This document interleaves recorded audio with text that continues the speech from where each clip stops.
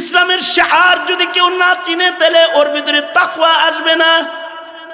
মুত্তাকি যদি না হয় তাহলে ওয়াজআলনা লিল মুত্তাকিনা ইমামা, মুত্তাকিদের সরদারও কেমনে হইব? মুত্তাকি হইতে হলে শাআইরুল্লাহ চিনতে হইব, কাবা চিনতে হইব, সালাওয়াতুল্লাহ, নামাজ কি জিনিস এটা চিনতে হইব, রোজা কি জিনিস এটা চিনতে হইব। আজান দিলে মসজিদে যেতে হয়।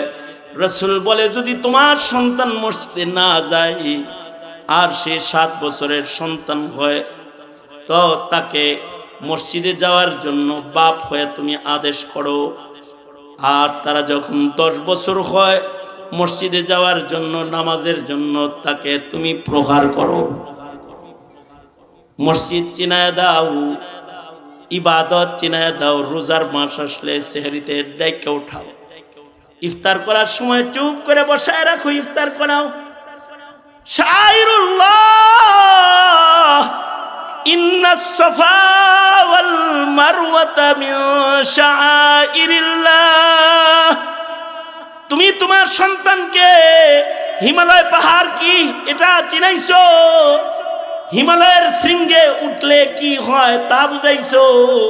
তার হৃদয়ে স্বপ্ন আসছে আমিও একদিন হিমালয় পর্বতের চূড়ায় উঠব, এভারেস্ট বিজেতা আমি হয়ে বিশ্ব জয় করব।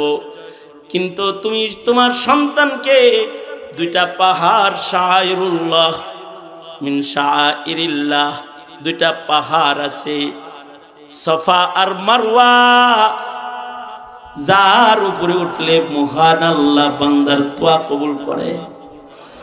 যে পাহাড়ে দৌড়াইলে আল্লাহর পাগল হিসেবে আল্লাহ তাআলা আসমানের নাম লেখে।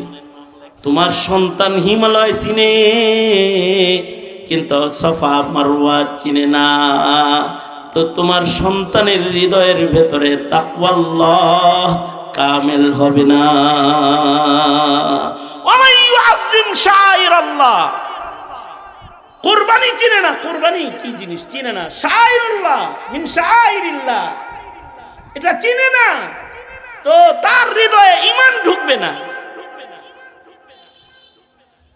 এখন বাপেরা চিন্তা করে দেখেন, সফা আর মারওয়া পাহাড় যদি আপনি আপনার ছেলের মেয়েরে চিনাইতে চান তাইলে তাকে পৃথিবীর ইতিহাসের আশ্চর্য কাহিনী মা সন্তানের গল্পটা আপনার সন্তানকে আপনার শোনাইতে হবে।